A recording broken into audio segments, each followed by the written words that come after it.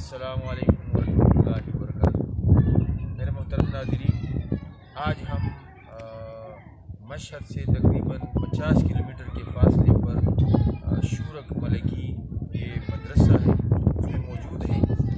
یہ Turkmenistan border سے سرخس جو آخری گاؤں ہے ایران کا، اس سے تقریباً 150 کلومیٹر کے فاصلے پر ہے۔ یہاں پر بچوں کی دینی تعلیم ہوتی ہے، تقریباً 150-200 بچے یہاں پر قرآن پاک پڑھتے ہیں، حفظ و ناظرہ کرتے ہیں اور علوم دینیہ کی ترویج و اشاعت ہوتی ہے۔ اور یہاں سے بہت سے فضلاء الحمدللہ ایران کے مختلف شہروں میں وہ اپنی امامت و خطابت اور درس و تدریس کی خدمات سر انجام دے رہے ہیں۔ یہاں پر ہمارے دوست شیخ عبدالجبار صاحب اور محمد صاحب وہ بھی بیٹے ہیں، یہ یہاں پر مدرسین ہیں اور الحمدللہ بہت بڑا کام کر رہے ہیں۔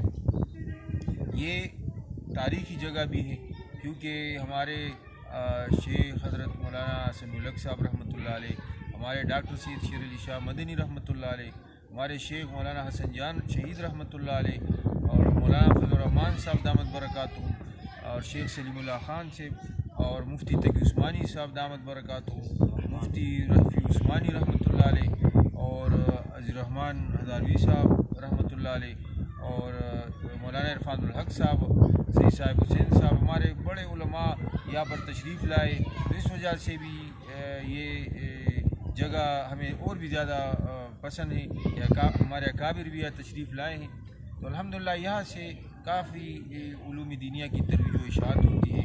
اللہ تبارک و تعالیٰ اس جگہ کو اور بھی ترقی اور قبولیت بخشے، اور خصوصاً جو اس مدرسے کے مدیر اور مؤسس اور بانی ہیں جناب حضرت مولانا سید ابراہیم فاضلی صاحب دامت برکاتہ عالیہ، تو یہ ان کی کاوش ہے اور ان کی خدمات ہے کہ اللہ تبارک و تعالیٰ نے ان سے ایک بہت بڑا کام لیا ہے اور یہ سلسلہ شروع کیا ہے۔